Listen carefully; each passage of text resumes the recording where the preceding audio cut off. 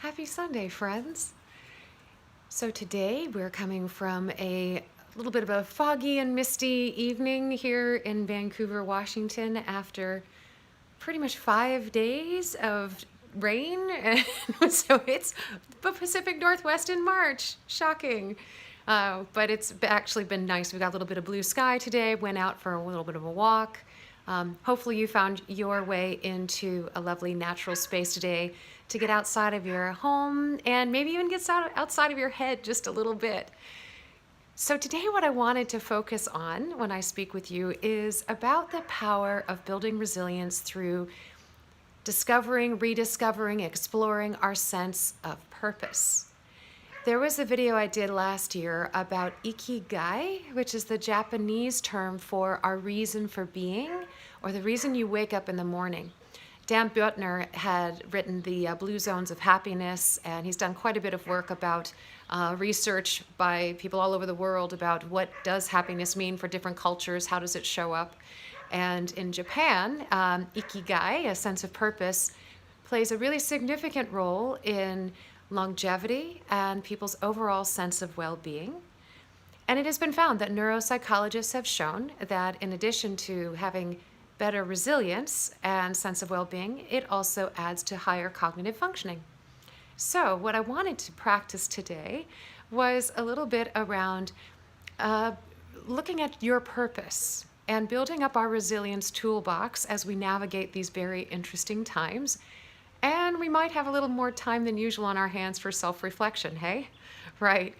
So most of you have probably heard this quote by Viktor Frankl from The Man's Search for Meaning.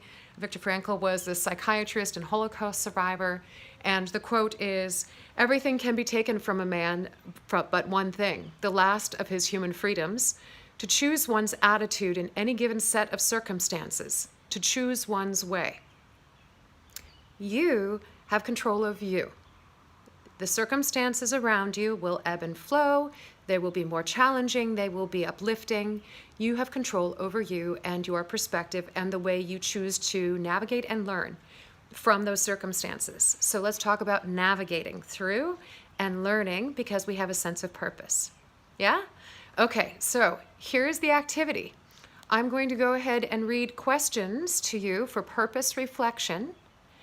And if you're looking for the actual article I'm pulling all of this from, it's from positivepsychology.com, and you can go ahead and just research on resilience. It's actually a chock full, this particular article, on resilience, building awareness and tools, activities that you can try. But we're going to do this one today.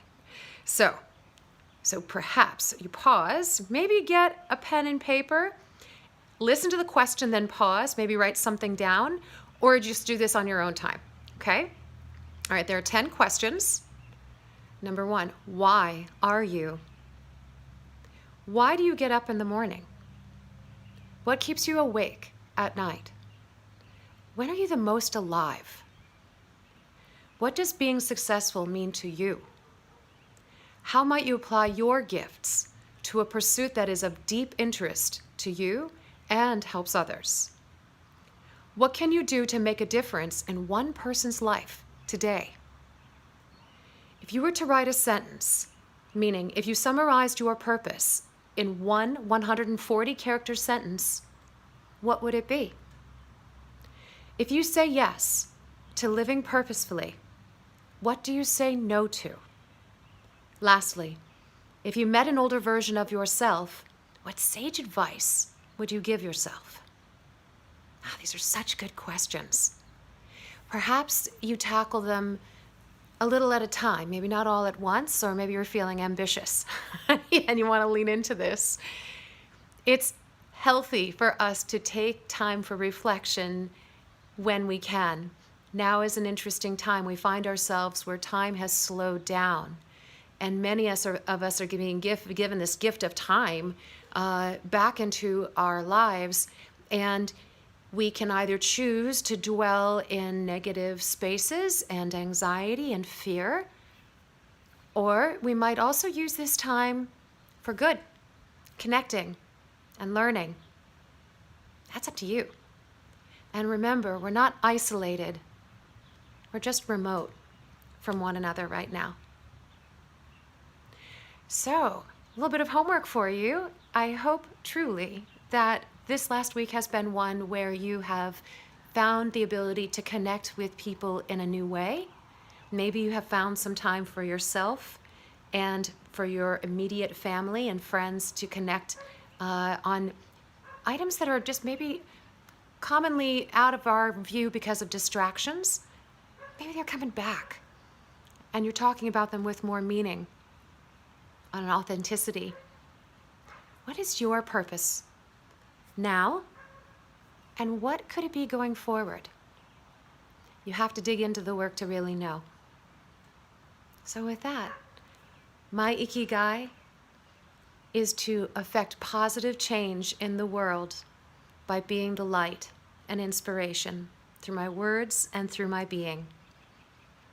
With that, look into your ikigai. Have a beautiful week. Namaste.